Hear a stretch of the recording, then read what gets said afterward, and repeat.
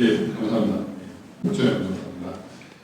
그래도 상당히 잊지 않고 저를 태워주셔서 감사합니다. 사실 이런 토론이나 최근에 입법 발의나 각종 가상 자산과 관련된 이 논의들을 보면은 참 가슴이 답답할 때가 많습니다. 애초에 뭐 아까 말한 여러 유사 수신이나 뭐 여러 가지 법적 문제, 미공개 정보 행위나 이런 비대칭성 이런 논의들이 많이 있었지만 사실 본질적으로 그 사법 당국에서 사기죄로 만약에 의유를 했다고 하면 이런 논쟁이 사실상 뭐 불필요하거나 좀 극소화될 수 있었을 텐데 우리나라의 어떤 그 사법 당국이 너무 지나치게 제형 법정주의나 명확성의 원칙이나 기존의 이제 이른바 법조 카르텔 중심의 거액의 대형 거래소나 이른바 물주들이 있는 의뢰인들의 그 대행을 맡다 보니까 곳곳에 구멍이 난 까닭에 사법 처리가 정말 어려웠습니다. 그렇다고 법률 규제가 되어 있었나? 그것도 아닙니다. 그것도 아니고 지나치게 구멍이 뿡뻥 뚫린 현실과 그 규제를 계속해서 요청을 했던 그런 상황에서도 왠지 그 정치권에서는 그리고 국가기관에서는 이를 제대로 방어를 하지 못했습니다. 그리고 규율을 하지 못했습니다. 참 안타까운 현실인데 지금 이제 비트코인이 2009년에 1월 3일 이제 처음 발행된 후에 이제 15년이 지났습니다. 15년이 지나갔는데 아직까지도 그 나카모토 사토시라는 그 발행인이 누군지 미궁입니다. 뭐 설만 난무하지 실질적으로 전혀 모르고 블록체인은 해킹이 안 된다고 하지만은 가상자산 거래소 곳곳에 해킹되었습니다. 대북 송금, 자금 세탁, 지하경제 결제 수단 등 그 엄청난 어둠의 경로로 가상자산이 이용되고 있습니다. 저는 이제 뭐 개인적으로나 국가 경제적으로는 이 가상자산이나 CBDC의 필요성에 대해서 공감을 하고 이에 대해서 경제적으로 활용을 한다는 점에서는 극히 동의를 하지만 이와 반대로 또 이 이면에 있는 엄청난 부작용과 이 악용되는 사례를 규제하지 못하는 상황에서 이를 진행시키는 것이 과연 맞는가? 그런 부분에서 저는 좀 회의가 듭니다. 실질적으로 2013년에 저는 가상자산 투자 제의를 받았습니다. 여기 오늘 그 발제하셨던 이 전우정 그 교수님께서 저한테 가상자산 투자를 하자. 앞으로 가상자산이 대세다 이렇게 얘기를 했었는데 그 당시만 투자를 해도 제가 지금 이 토론회 안 하고 이 빌딩을 샀을 수도 있었을 것 같은데 좀 안타깝게도 그때는 제가 형 무슨 소리 하냐. 저는 그냥 주식 갈 거다. 라고 이렇게 얘기를 했던 게 뭐 후회했던 기억이 납니다. 근데 저에게 이 인식이 국가기관의 인식하고도 크게 다를 바가 없을 겁니다. 저도 뭐 저 후오비라는 가상화폐 거래소에서도 법무실장으로 있었고 뭐 국회에서도 근무를 했었고 그리고 뭐 특정 정당의 가상자산 특별위원회에서 활동도 하면서 뭐 원내대표나 이런 그 입법 논의도 했었고 그리고 금융위원회 등을 상대로 헌법 소원 심판 등을 했었지만 이 제도라는 게 참 만들기도 어렵고 바꾸기도 어렵고 형성되기도 어렵구나라는 생각이 듭니다. 오늘 발제하셨던 분 중에 그 아까 이원경 교수님이셨나요?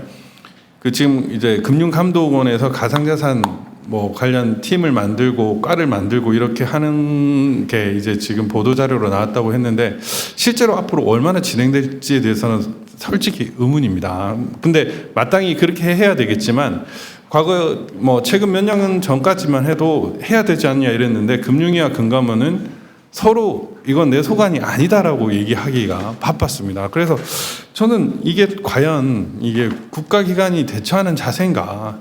저는 수없이 많은 거래소들을 고소 고발을 많이 해봤는데요. 이 거래소 수사를 할 때마다 이제 그 거래소에 변호인 누가 붙는가에 따라서 이 대응 방식이 좀 달라지긴 하는데 그때마다 이게 그냥 압수수색하면 될 거를 제대로 안 되는 경우가 상당히 많이 있었습니다. 그 문재인 정권 때는 뭐 지금 빗썸도 계셨지만 그때 350억 그 해킹 당한 것도 있었잖아요. 근데 그 당시에 그 해킹의 범인이 누군지 뭐 지금은 대략적으로 알죠. 북한이라는 걸.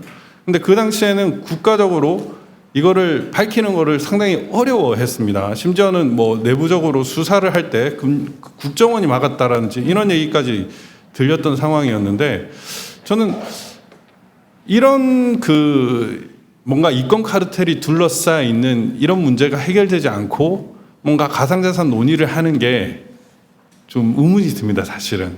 물론 지금 이제 가상자산 이용자 보호와 관련된 법률이나 여러 기본법 등이 이제 제정되고 있고 앞으로 시행될 예정인 것도 있고 뭐 특검법이 규정된 것도 있지만 정말 걸음마 단계에 불과할 뿐입니다. 근데 걸음마 단계에 불과한데 이것들에 대한 그 여러 가지 단점들이 해결되지 않고서는 상당히 좀 의문입니다. 다행히 지금 이제 검찰에서도 북부지검 중심으로 이제 합수단이 결성되고 뭐 수사나 그 동안에 있었던 여러 가지 뭐 문재인 정권식으로 치면 그 가상화폐 적폐들, 가상자산 적폐들에 대한 수사가 진행될 예정이지만 또 한편으로 뭐 법무부인 발언이나 이런 데 보면은 또 그날 합수단 대응팀도 꾸려졌죠. 예, 그런 것처럼 이런 어떤 미묘한 그 이권 카르텔과 법조 카르텔 그리고 이 금융 그 카르텔, 모피아 등과 관련된 이런 부분들이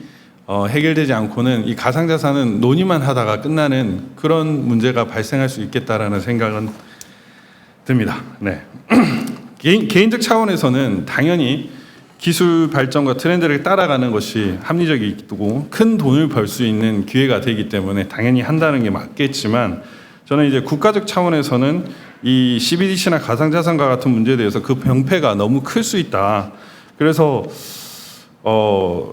통상적으로 이런 토론회를 가면 여러 가지 장밋빛을 얘기를 합니다. 그래서 저는 오늘 그냥 약간 이 분명히 부정적인 말을 하는 사람 나밖에 없을 거라는 생각에 부정적인 얘기를 하지 않을 수가 없는데요.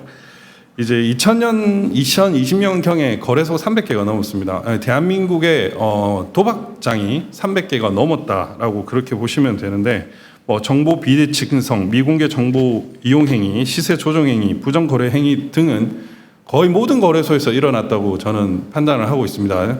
심지어 이제 뭐 대형 거래소 중심으로 정치 자금으로 흘러갔다라는 그런 어떤 첩보도 있었고 상당히 문제가 있습니다. 그리고 이 거래소를 개설한 사람들이 누구냐? 조폭, 보험 설계사, 폰파리 이런 근본을 알 수 없는 사람들이 상당수 있었습니다. 와, 그래서 ICO나 가상자산 거래소를 통해서 얻는 수익들을 보면 뭐 수십억은 기본이고 수백억, 수천억, 수조까지도 그 오르락 내리락 하는 것을 볼 수 있었습니다. 이 사기 배임 관련 문제를 막아줄 대형 로펌과 정관 그리고 정치권이 있었습니다. 가상자산 문제가 되면 수사 대상이 되면은 영장 청구도 제대로 되지 않고 기각되는 경우도 많았습니다. 뭐 여러분들 익히 아시는 그 조국과 관련돼서도 그 레드 펀드는 가상자산 부분이라는 것도 알고 있는데 거기에 대한 영장 청구가 한 번도 인용됐다는 얘기를 아마 못 들으셨을 겁니다. 그 당시 그 영장 기각을 전담했던 판사를 고발도 했었거든요. 예, 특정 그 변호사 업체에서.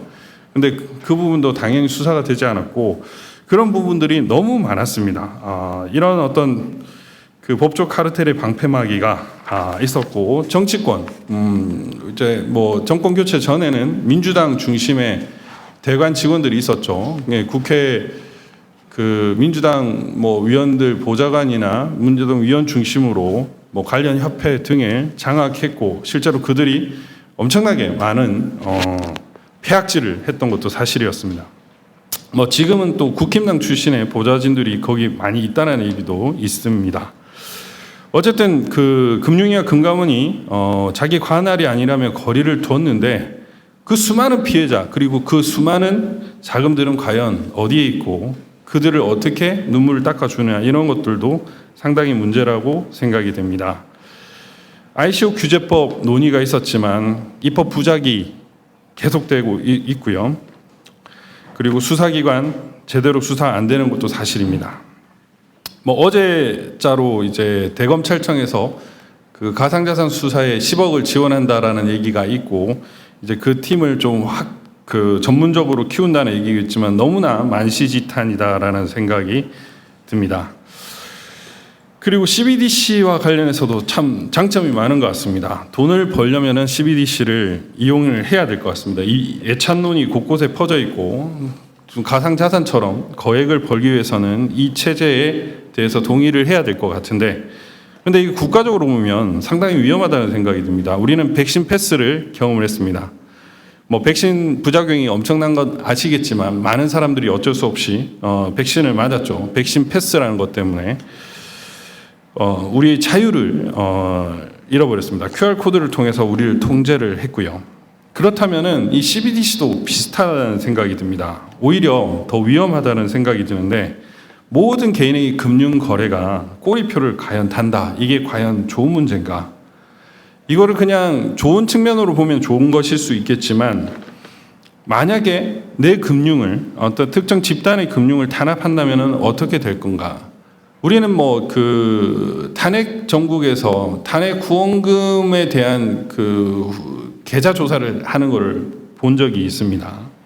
탄핵 반대 집회에 참여하는 사람들이 우리 한국은 뭐 최근에 현금 거의 사용하지 않고 필자 역시도 카드나 페이 등을 주로 썼는데 일본에 가면은 그래도 현금 많이 사용하는 걸 보고 있습니다. 너무나 디지털에 익숙해진 게 아닌가 이런 생각이 들 정도인데 이 CBDC는 저는 중앙 권력이 통제를 한다는 점에서는 공통점이 있는데 국가가 선하다는 명제가 참이라면 그게 맞을 수도 있습니다. 그렇지만 국가가 선하다는 거는 착각입니다. 국가는 선할 수가 없다라는 생각이 요즘에 저는 들고 그리고 너무나 많은 권력을 주게 되면 개인과 사회가 너무 힘들 수도 있다고 생각합니다. 뭐 역사적으로 봤을 때 히틀러나 북한의 김정은, 뭐 러시아의 푸틴이나 중국의 시진핑 등을 봐도 알 수 있죠. 막강한 권력을 악용할 가능성이 너무나 존재하고 민주주의 사회도 마찬가지입니다. 우리는 부정선거를 경험했기 때문에 이 부정선거를 통해 가지고 잘못된 권력이 만약에 창출이 된다면 악마 같은 통치자를 민주사회에서도 만들 수 있습니다. 그게 자연스럽게 뭐 블록체인 선거 이런 식으로 얘기를 하면서 악용이 지금 요즘에 국민을 호도하고 있는데 악용될 수 있습니다. 그들이 CBDC를 갖게 됐을 때 그 폐해가 얼마나 참혹할지 그런 부분도 우리는 생각할 수 있어야 합니다. 가상자산의 CBDC 분명히 장점이 많습니다. 막대한 경제적 부를 차지할 수 있고 그게 만약 트렌드라면은 좀 글로벌한 측면에서 분명히 따라가야 하는 것도 사실입니다. 그렇지만은 그 부작용을 막을 수 있는 통제 장치와 함께 가져가야 된다. 막연히 따르기만 하면 저는 심각한 부작용에 여러 개인이 그 개인의 기본적인 자유, 재산권이죠. 그런 것들을 침해받을 수 있는 심각한 문제가 될 수 있다. 우리 국민들이 오징어 게임의 참가자가 되는 그런 불행한 실험판의 사람이 될 수 있다라는 생각이 듭니다. 그래서 그러한 어떤 악용의 가능성이 있는 CBDC의 단점을 좀 잘 알면서 이 논의가 진행되면 좋겠다는 생각이 들고요. 가상자산이 우리 한국 사회에 뭐 어떤 긍정적인 효과도 분명히 있었지만 단점도 엄청나게 많이 있었던 것도 사실입니다. 그러한 점도 이걸 깨우치면서 이런 논의들이 계속 발전적으로 논의되면 좋겠다는 생각이 듭니다. 이제 루나테라 같은 사건을 보면 이 가상자산의 문제, CBDC의 문제는 비단 어떤 한 국가적인 측면이 아니라 글로벌한 지구적인 측면이 있다라는 것을 알 수 있습니다. 이러한 지구적인 측면에서도 여러 가지 고려가 필요하다는 생각이 들고요. 뭐 ADR 이 문제가 오늘의 주제이긴 한데 이 ADR이 지금처럼 입법이 만들어지는 부분에서는 저는 효과적인 방법이 될 수 있다고 생각을 합니다. 여러 가지 법 제도가 너무나 미비한 측면에서 이러한 어떤 중재 제도를 잘 활용하는 것이 오히려 선도적인 제도를 만들어가는 이거는 뭐 해결의 국면이 있긴 하지만요. 측면이 될 수 있겠다 이런 생각이 들면서 오늘 이렇게 토론할 기회를 주신 회장님께 너무 감사드립니다. 감사합니다. 네. 예, 예.